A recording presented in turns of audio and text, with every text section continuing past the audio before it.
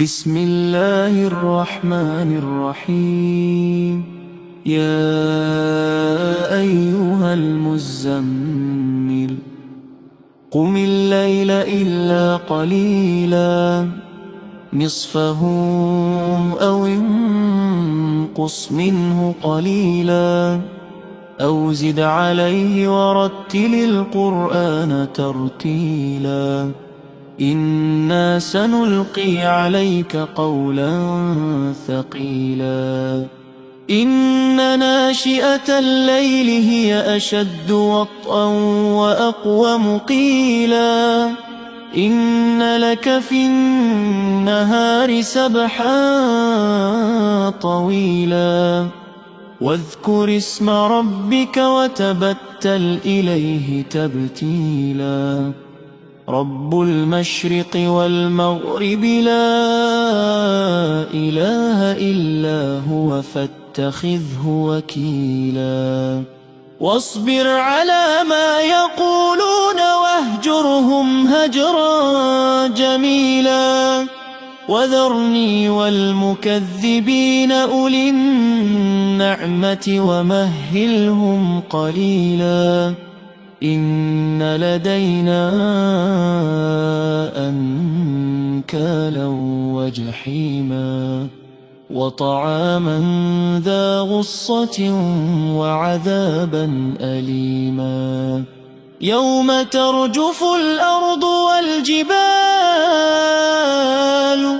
وكانت الجبال كثيبا مهيلا إنا أرسلنا إليكم رسولا شاهدا عليكم كما أرسلنا إلى فرعون رسولا فعصى فرعون الرسول فأخذناه أخذا وبيلا فكيف تتقون إن كفرتم يوما يجعل الولدان شيبا السماء منفطر به كان وعده مفعولا إن هذه تذكرة فما شاء اتخذ إلى ربه سبيلا إن ربك يعلم أنك تقوم أدنى من ثلثي الليل ونصفه وثلثه وطائفة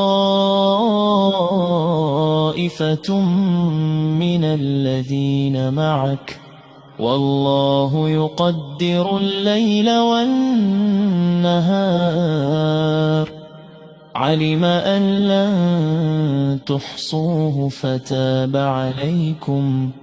فاقرؤوا ما تيسر من القرآن علم أن سيكون منكم